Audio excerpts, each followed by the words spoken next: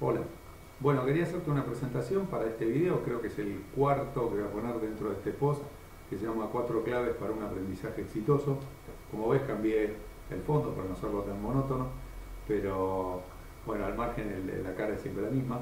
Y bueno, lo que quería era un poco contarte lo que vamos a hacer ahora, es simplemente hacer un método de estudio, es la tercera de las cuatro claves, que es el método apropiado de aprendizaje, dice. Y digamos, como ya te venía diciendo, este material está en otro sitio que, que también está vigente, pero bueno, la idea es compaginarlo diferente y darle un estilo más adaptable a lo que quiero hacer ahora. Este material es de 2013 y lo que voy a hacer es compaginar varios videos y ponerlos en este que estamos viendo ahora. No quiero que me tapen los árboles, así que me voy a poner acá. Eh, bueno, nada, te quería decir esto nada más y espero que te sirva. A ver si me veo. Ahí estoy. Bueno, chao. Ya sabés qué es lo importante, ya sabés, tenés la bibliografía, tenés la carpeta, tenés los exámenes, sabés todo lo que tenés que usar. Entonces ahora tenés que empezar a encarar un estudio. Supongamos que el profesor o la profesora te dice, bueno, vamos a hacer un examen, entonces tenés que ahora enfrentarte con todo ese material que seguramente ya algo has recopilado, ¿no? de haber ido a las clases, ¿eh? El mismo el cerebro, como te decía, aprende siempre, o sea que aunque parezca que no, pero algo de todo lo que fuiste recibiendo, digamos, de la clase, de estar en el colegio, de haber mirado algo, aunque no hayas hecho nada, que sos medio vagón, así medio vago, y no querer, o vaga, ¿no? A veces yo hablo en masculino, pero bueno, es para chicos o chicas. Y realmente no has hecho mucho del tema, pero igual el hecho de haber ido, el hecho de estar ahí, el hecho de copiar lo que dice el profesor, ya algo te va quedando en el cerebro de todo lo que aprendiste. Lo que pasa es que ahora tenés que darle un foco como para poder rendir un examen. Así que te enfrentás a ese hecho, tenés que rendir el examen. ¿Cuáles son los pasos que tenés que seguir para incorporar la información? Entonces dijimos, lo primero para incorporar la información es lo que se llama almacenamiento consciente. De esa fase que tiene ese título, que le pusimos ese título, vamos a hacer 4 niveles o 4 claves. Así como en el anterior hicimos 5 claves, ahora acá vamos a hacer 4 claves para el almacenamiento consciente. La primera clave es conocer qué es lo que te van a tomar. Parece tonto, ¿no? Es decir, me está diciendo una pavada, obvio que voy a conocer lo que me van a tomar. Sin embargo, por experiencia no es tan obvio. Yo, por ejemplo, yo trabajo de profesor particular. ¿Qué pasa? Muchas veces vienen los chicos y me dicen, bueno, tengo un examen mañana o pasado, no sé, nunca 15 días, no, mañana o pasado. Entonces, pasado mañana tengo examen y tengo que estudiar. Entonces, la pregunta que uno tiene que hacerse, porque si no sabe por dónde empezar, es decir, bueno, ¿y qué te van a tomar? Suena grisito. No sé, ni idea.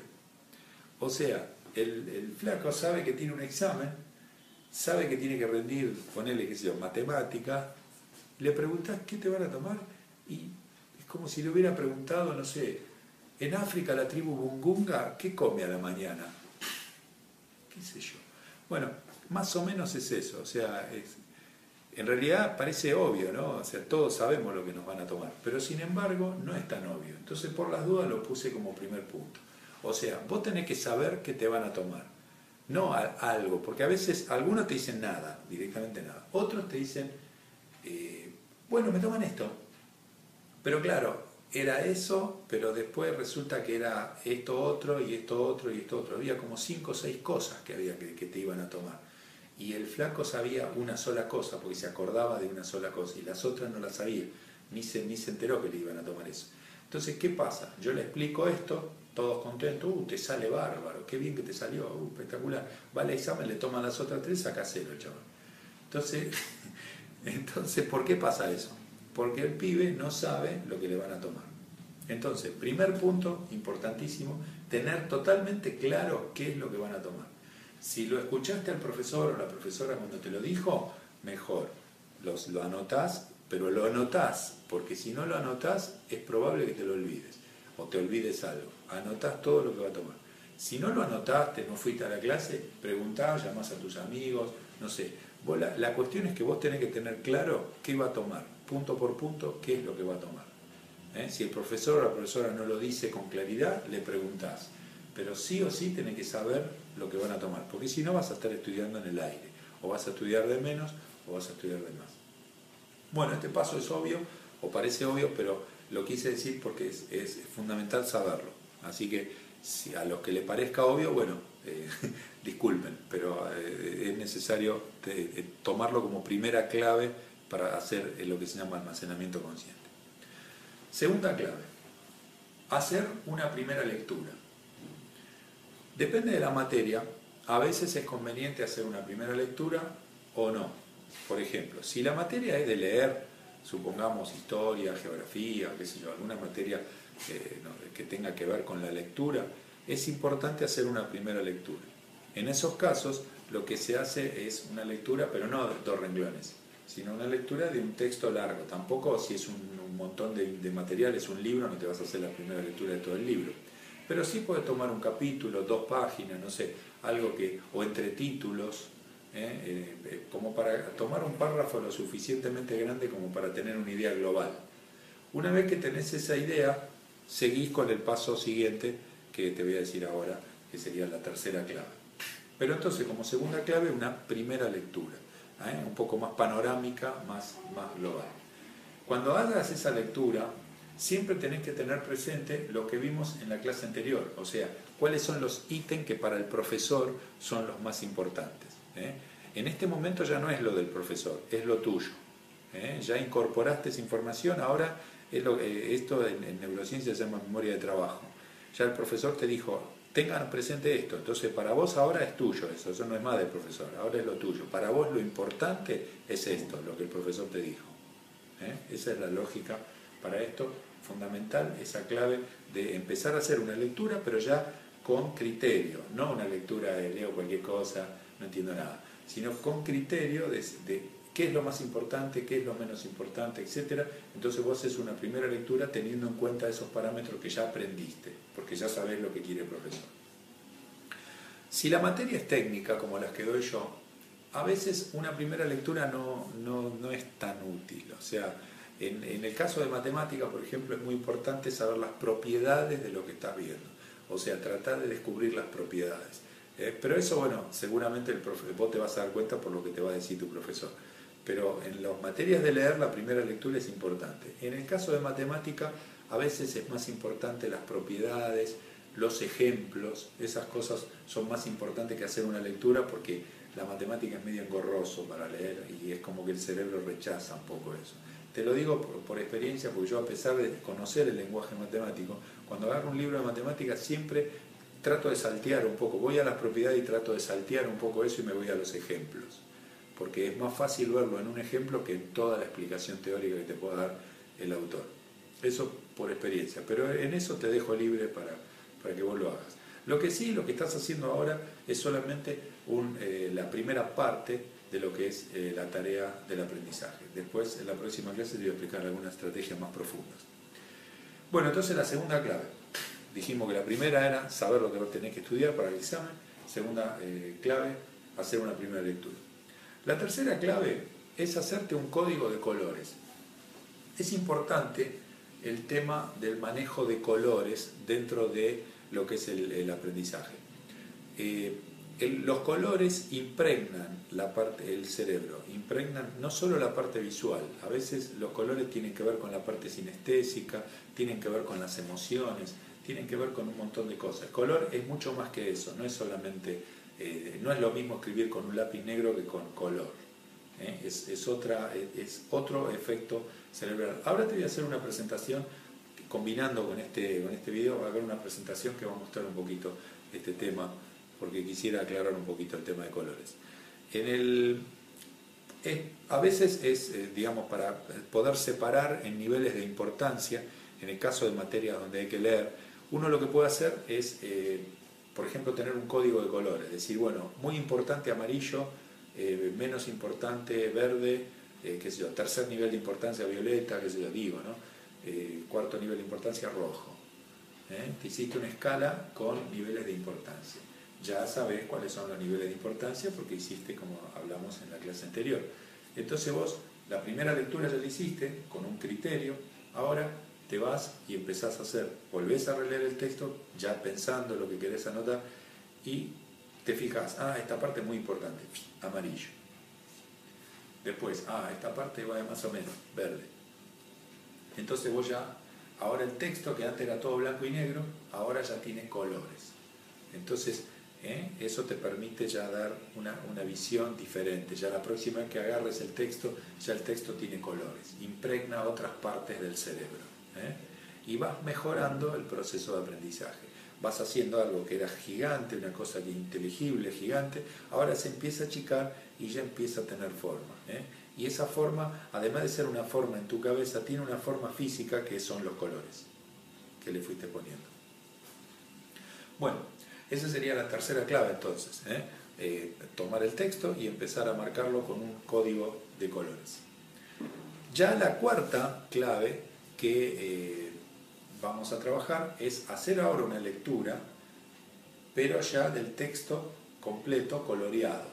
Ya el texto que antes era todo blanco y negro, que era todo como incomprensible, algo que uno no conocía para nada, ahora ya empieza a tener colores, ya tiene algo tuyo, algo que vos hiciste. Entonces ahora todo eso le das una lectura, una nueva lectura, pero ya basándote en lo que es importante, saber a dónde querés ir, esto es importante, etc. Le estás dando ya una lectura un poco más profunda, ya no es la primera lectura panorámica que habías hecho en un primer momento, ¿no?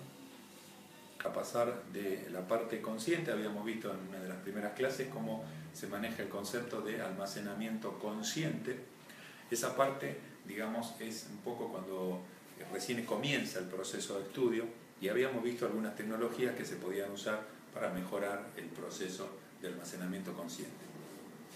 Ahora, digamos, lo que vamos a ver es cómo pasar de esa etapa, que como habíamos mencionado, digamos, la parte consciente es la más pequeña del cerebro, es solamente un 5%, y el otro 95% es la parte inconsciente. Entonces la información, digamos, para que sea perdurable, es necesario que pase de ese pequeño sector, que es el nivel consciente, al nivel inconsciente. Cuando nosotros hacemos cualquier tipo de ejercitación, ya la información está trabajando dentro del cerebro y ya se está elaborando. Por ejemplo, voy a la facultad, voy al colegio y estoy en la clase, ya eso hace que el cerebro esté aprendiendo y esté incorporando información. Cuando yo hice el análisis, por ejemplo, como cuando estábamos haciendo el análisis de colores que dijimos, o hago una primera lectura, ahí estoy haciendo un almacenamiento consciente, pero además algo de la información está pasando a nivel inconsciente. El problema que tenemos con el tema de los pasajes del consciente al inconsciente, el cerebro básicamente eso lo hace automáticamente. No es que nosotros tenemos que proponernos pasar información al inconsciente para que el cerebro lo haga. El cerebro automáticamente, lo que no entra en el consciente va a parar al inconsciente. Si no entra en el consciente, va a parar al inconsciente. ¿Por qué tiene que hacer eso? Porque el consciente son el 5%. Entonces, cuando se llenó, si yo quiero seguir metiendo cosas, tengo que sacar cosas para meter otras, pues no hay más lugar. Entonces, se terminó el 5%, tiene que pasar al inconsciente para llenar, que quede espacio vacío para poner esa nueva cosa que yo quiero hacer. Entonces, en líneas generales, el proceso es instantáneo. Cuando yo estuve leyendo, ya hice una parte del proceso de pasaje al inconsciente. Cuando yo, digamos, señalé con colores, ya también hice lo mismo, y así. O sea, la información ya se fue colocando. Lo que yo tengo que lograr es darle al cerebro recursos para recuperar la información. Porque la información quizás pasó al inconsciente, pero yo no la puedo recuperar. Cuando yo quiero acordarme, no me puedo acordar. ¿Cómo era? ¿Qué dijo el profe? Dijo algo de esto y nada. Entonces, claro, pasó al inconsciente, pero está tan inconsciente que ya no me acuerdo más. Y quiero recuperar la información y no la puedo recuperar. Entonces lo que tenemos que hacer para hacer el pasaje del área consciente al área inconsciente es darle al cerebro los recursos para poder recuperar esa información. Ahora, ¿cuál es la tecnología? ¿Qué es lo que hay que hacer? ¿Qué es lo que mejor funciona para el tema de la recuperación de la información que uno pasa del consciente al inconsciente? Que eso, ya te digo, lo hace automático el cerebro. No hay más lugar acá, vamos para allá. Ahora, ¿qué pasa? Vamos para allá, pero después tenemos que volver. Y el tema es ese. A veces volver se hace difícil o a veces imposible. No te podés acordar. Entonces, la idea es darle recursos al cerebro para que haya esa asociación y te permita recuperar la información. Bueno, las estrategias para esto parecen quizás, tanto lío que hice, un preámbulo bárbaro, decimos, ahora va a hablar 3 horas de explicaciones terribles para decir lo que hay que hacer, una técnica del Tíbet, la traje del Tíbet. Sí, es algo tan complicado que lo debo haber traído del Tíbet, si no, no puede ser. Entonces, sin embargo, no es así. O sea, digamos, cuanto mayor es muy simple, quiero decirte con esto, tanto lío que hice, quiero decir que es muy simple. Cuanto mayor es la ejercitación que vos hagas con la información que adquiriste, más recursos le das al cerebro para después asociar y traerlo al consciente. Eso es todo. O sea, en otras palabras, te lo digo de nuevo. Si yo agarro la información y la leo, son pocos los recursos, lo leí nada más. Además te mostré en un dibujito que hice ahí, que te había mostrado en unas presentaciones, que se utiliza una partecita del cerebro nada más para cuando lees, muy poco. Pero cuando vos haces algún ejercicio ya usás más áreas del cerebro. Entonces, cuando vos usás un recurso solo, le está dando una sola visión al cerebro, para una sola forma de asociar. Si vos haces más ejercicios, ya le estás dando varias formas de asociar. O sea, si no se acuerda por una cosa, se acuerda por otra. Esa es esencialmente la lógica. Cuando vos hiciste, por ejemplo, que hablamos de pintar con colores o ver las propiedades, marcarlas con colores y después, digamos, otras cosas, ejemplos, marcarlo con otros colores, es decir, eso impregna partes del cerebro que hacen que le permita asociar de otra manera. O sea, el cerebro ahora tiene colores para asociar. Antes era solamente blanco y negro. Y se tenía que acordar de eso solo. O sea, que el único recurso que me podía permitir a mí asociar era, no sé, una letrita o un blanco y negro. En cambio ahora hay colores que me permiten asociar. Yo me acuerdo del color, estaba en amarillo, ya está. Y ya hay más recursos. Así que cualquier ejercitación, cualquier cosa que vos hagas adicional, le da más herramientas al cerebro para asociar. Además, cuando uno hace un trabajo con un material, las neuronas se van ejercitando. Hay un concepto que se llama red Ediana o red neuronal. Todo lo que se hace muchas veces, en realidad genera una red neuronal. Y todo lo que se hace una sola vez, por ejemplo, no genera una red neuronal. Mueve neuronas, pero independientes. O sea, las neuronas son células. Una red neuronal es un conjunto de células. Cuando se genera una red neuronal, las células trabajan juntas. O sea que capaz que hay, para lo que vos estás aprendiendo, si generaste una red neuronal, hay 3.000 neuronas, vamos a suponer, un caso hipotético, ¿no? Seguramente son más, pero ponele 3.000, vamos a poner que son 3.000. 3.000 neuronas que trabajan para esto. En cambio, si vos no generás una red neuronal, hay una que trabaja para esto. Entonces, cuanto mayor es la cantidad de ejercitación o de trabajo que hagas con la información, más recursos le estás dando al cerebro para después poder asociar y traer la información de nuevo al consciente. Entonces, ¿cuáles son las cosas que se pueden llegar a hacer para hacer este pasaje del consciente al inconsciente? Bueno, por ejemplo, esto que yo estoy haciendo ahora, a mí me serviría para asociar esta información con algo. Como yo estoy charlando ahora, te lo estoy mostrando a vos porque tenés el video, yo estoy charlando. Bueno, esta charla que yo estoy haciendo con vos, en este caso no hay nadie acá, pero bueno, ponele que estuviera vos, esto hace que yo esté asociando cada vez más esta información y me está quedando, o sea, yo se lo tuviera que decir a otro, se lo digo sin problema, porque yo ya lo dialogué, lo conversé con vos. Por ejemplo, otra cosa que se puede hacer, si es un proceso donde tenés que fabricar algo, o un proceso donde tenés que hacer algún mecanismo de algo de matemática, o un proceso productivo, así se puede hacer un diagrama que se llama diagrama de flujo. Yo tengo un video ahí que hice, que está en el 2012, en el curso del 2012, pero quizás lo ponga ahora, vamos a poner algo de eso. Otra cosa es hacer preguntas. Por ejemplo, yo, por más que esté leyendo un libro, puedo hacer preguntas igual. Porque, digamos, yo tengo, naturalmente me nace una pregunta. Leo algo y digo, ¿qué es esto? ¿Y por qué pasa esto? Y entonces ahí me surgen preguntas. Bueno, esas preguntas hacen que la información quede elaborada, porque ahora cuando yo busque la respuesta ya estoy haciendo un ejercicio, un trabajo, se generó una duda, el cerebro trata de buscar, a ver por qué y por qué puede ser esto. Y empieza a buscar información. Y todo ese trabajo mueve neuronas, mueve información y hace que lo que estás aprendiendo sea más firme, más dinámico. Entonces cuando llega el momento que te hacen una consulta, por ejemplo en un examen, vos podés asociar con un montón de cosas, porque hiciste un montón de trabajo para hacer el estudio. Bueno, otra cosa, no sé, te menciono, que son cuadros sinópticos. Hay cuadros sinópticos que te permiten, que también sirven. O sea, son las estrategias clásicas que las podés encontrar en todos lados.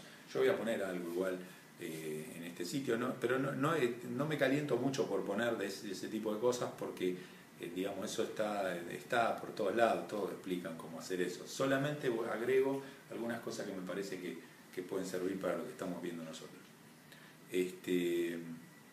Bueno, nada, te quería decir esto, es importante, digamos que para entender este concepto que es, para el almacenamiento inconsciente, o sea, para que yo pase del consciente al inconsciente y después pueda recuperar la información, tengo que hacer ejercitación con lo que estoy aprendiendo. Tengo que hacer algo con lo que estoy aprendiendo. Una cosa que se me ocurre ahora, y es muy interesante, es si yo no estoy de acuerdo con algo que leo, algo que digo, y yo estoy asociando para decir por qué no estoy de acuerdo, ese es un recurso muy eficaz para que la información quede grabada. Cuando yo, por ejemplo, estoy en desacuerdo con alguna tecnología o con alguna cosa que me dicen, en realidad empiezo a elaborar y digo, no, yo no estoy de acuerdo por esto, por esto, por esto, por esto, entonces yo no me olvido más lo que me dijo el tipo. O sea, ¿por qué? Porque yo estoy haciendo una asociación negativa en este caso, pero para decir lo negativo primero tengo que decir lo positivo. Entonces de alguna manera me estoy acordando de esa asociación. Este recurso que te digo, que te estoy diciendo ahora, lo usan en algunas publicidades. Hay algunas publicidades que son tan malas que no puede ser que sean tan malas. Pero claro, las hacen a propósito, porque si vos te acordás que esta publicidad de la cerveza nacional es malísima, claro, es malísima, pero te acordaste de la cerveza. Bueno, listo. Te quería decir esto, es lo que te quería comentar en esta clase. Y después, ahora te voy a poner también algunos videos referente a como algunos ejemplos de esto que te estoy diciendo, como para que tengas algunos recursos. Después, próximamente, seguramente vamos a estar agregando alguna cosa más. Bueno, te mando un saludo, hasta la próxima clase. Chao.